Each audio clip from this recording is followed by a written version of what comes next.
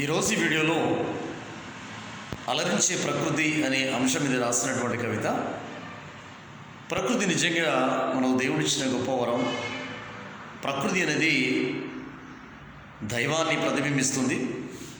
కాబట్టి ప్రతి ఒక్కరూ కృత్రిమమైన వాటిని కాకుండా ఈ యొక్క ప్రకృతి యొక్క అందాన్ని అనుభవించాలి, ఆస్వాదించాలి.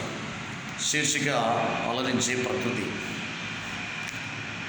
అందమైన ఒక సూర్యోదయం అందించిన నయనానందం, రవి ముద్దాడిన నదిగాంచి ఉప్పొంగిన హృదయం, పులకరించిన జలచరాలు, పక్షుల కిలకిల రావాలు మనస్సును ఉత్తేజపరచు. ప్రకృతి ఒడిలో జీవరాశులు భీతి చెందగా తిరుగాడు.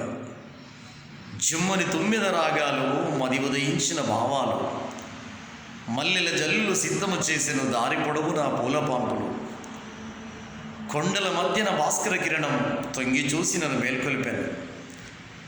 అందమైన ఒక పర్వత శ్రేణి ఆకసంబుకై అర్రులు చాచాను. మధురమైన అనుభూతులు ఎన్నో మదిలో నిలచి కదలాడెను. ఆస్వాదించిన తనివి తీరదు వర్ణన కందని ప్రకృతి అందం.